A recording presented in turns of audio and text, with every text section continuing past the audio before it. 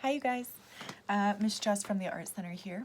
I have another printing project for art kit number 4. There are so many ways to make a cool print or a stamp, you guys, so I'm just excited to share them all with you. The one I'm going to share with you today is actually doing a oil pastel transfer. So take a look inside your kit. You guys are going to have a small package like this with a couple of colors in there of oil pastels. Oil pastels are awesome. They're basically like really nice oily crayons. They're fun. Oh, let's see if I can get mine open. They're fun because you can kind of smear them with your fingers and make them like bleed together or run together almost. So they're good because they're really bright pigment and we can have the color transfer from one piece of paper to another.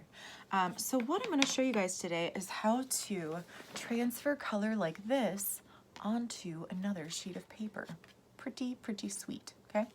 So look inside of your art kit. The things you're going to need are oil pastels, a piece of your cardstock, okay, and then a pencil. I'm actually going to use a pair of scissors today too because I'm going to make mine a little bit smaller so I save some paper. So what I'm going to do first is cut this a little bit smaller. Okay, so I've got these two shapes pretty close to the same size because I'm actually going to overlap them. This one's not exactly straight, so maybe I'm going to cut a little bit extra off. All right, now I have two the same. Okay, the first thing you're going to do is color like crazy. So I've got, the colors that I have are white, black, red, and gray. So what I'm going to do is pick one to start with, okay? I'm going to scooch my other one off to the side. I'm going to start by pressing nice and firm. I want to really coat this side of my sheet with a good thick layer of oil pastel. So I'll show you what I mean here.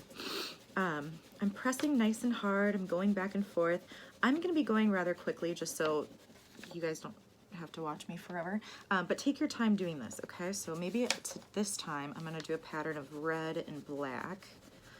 Maybe I can sneak a little white on top of some of those. Ooh, so you guys can kind of see. They're really buttery feeling, right? They're really soft to put over your paper. That looks pretty cool so far. Okay, and however you think you want to do this, maybe I want to add a little bit more gray in the middle, do some black on the ends, okay? Do some gray. All right, so I've covered almost the whole thing. If I've got a few little edges, I'm not going to worry too hard about it. Okay. So this does make your fingers kind of messy.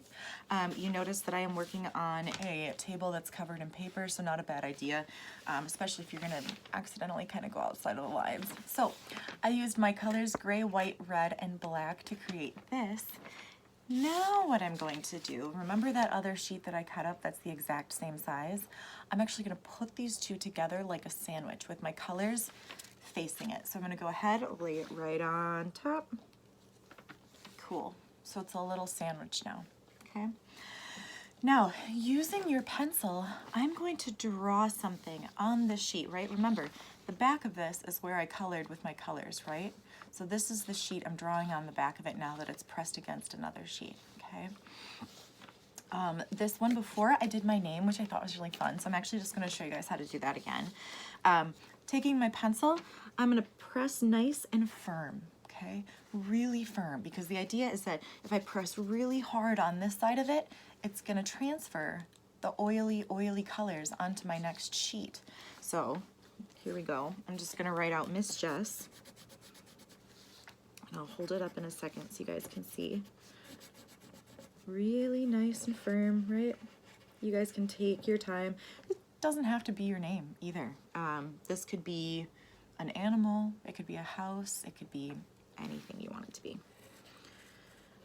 Okay, and then the letter J, E, pushing nice and hard on each stroke, each letter that I'm adding. S, and I'll squeeze one last S on the end.